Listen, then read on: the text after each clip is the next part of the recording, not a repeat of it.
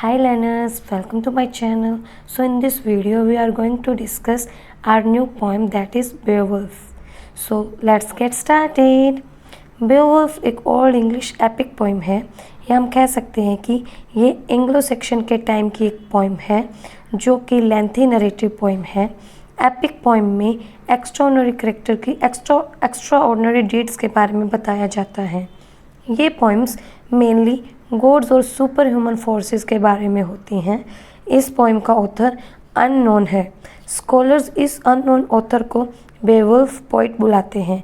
Poem की setting pagan Scandinavia में रखी गई है।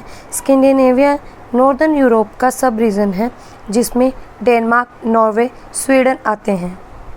इस पोइम में 3182 लाइन्स हैं। ये ओल्ड इंग्लिश लिटरेचर का मोस्ट इम्पॉर्टेंट वर्क है। बेवुल्फ की स्टोरी प्रोलॉग से स्टार्ट होती है जो कि स्टोरी का एसेंशियल पार्ट नहीं है, लेकिन प्रोलॉग इसलिए अच्छा लगता है क्योंकि प्रोलॉग में स्पीयर डेंस के किंग स्किल्ड की कहानी बताई जाती है। उसमें कहा जाता है कि जब स्पीयर डेंस में कोई किंग नहीं था तो एक शिप आती है जिसमें बहुत सारा ट्रेजर, वेपन्स होते हैं और साथ में ही एक स्लीपिंग बेबी होता है जिसका नाम स्किल्ड होता है। स्किल्ड ग्रो होता है और माइटी वॉरियर बनता है।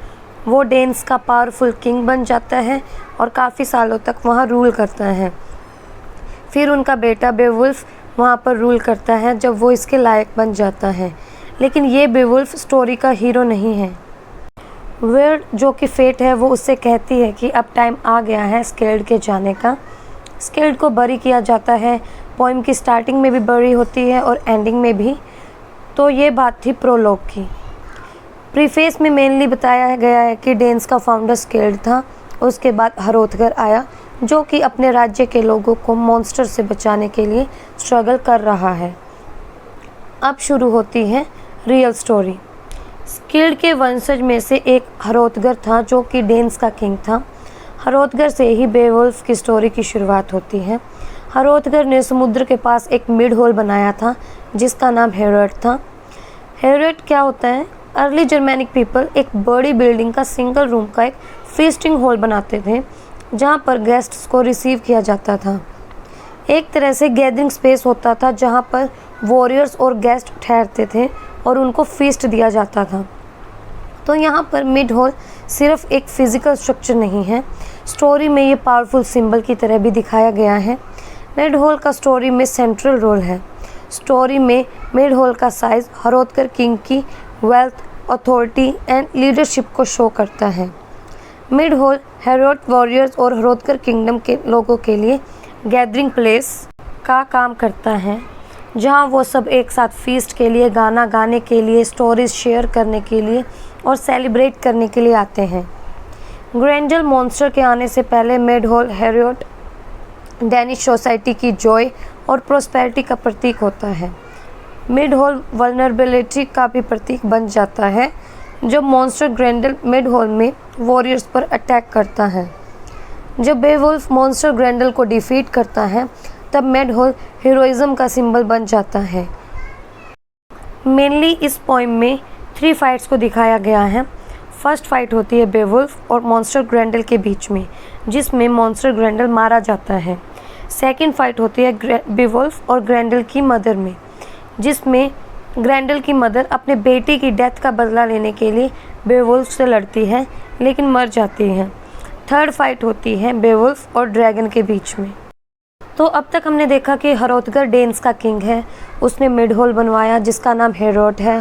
हेरोट एक ऐसी जगह जहां वॉरियर्स और हरोथगर किंगडम के लोग सेलिब्रेट करते हैं। एक रात मॉन्स्टर ग्रेंडल हॉल में घुस जाता है और सोए हुए 30 वॉरियर्स को मार देता है। अब यह बहुत जल्दी होने लगता है। ग्रेंडल मॉन्स्टर आता है, वॉरियर्स को मारता है।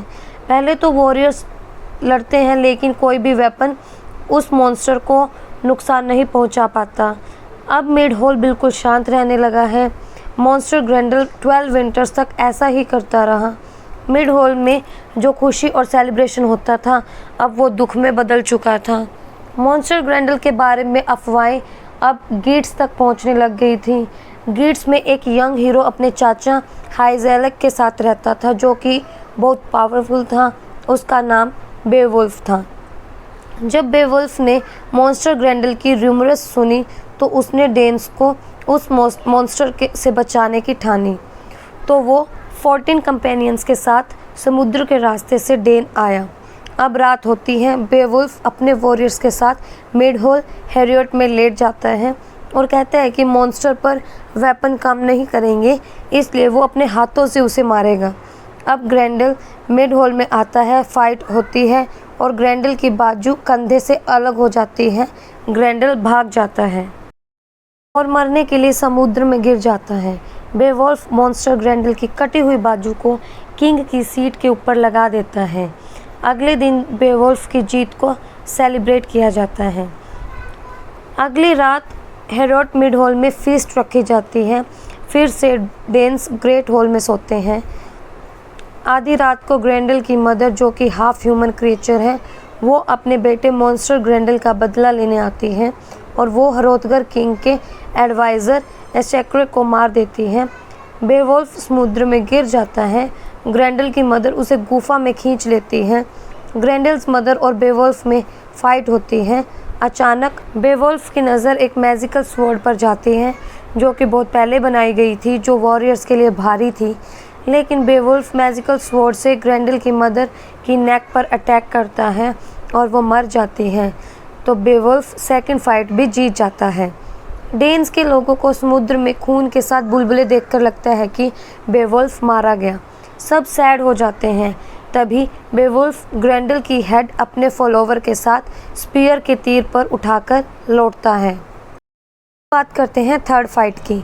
अब बेवुल्फ ओल्ड हो जाता है। बेवुल्फ ने अपनी लाइफ में बहुत सारे दुश्मनों को हराया था, लेकिन एक दुश्मन अभी भी जो बच गया था वो था फायर ड्रैगन।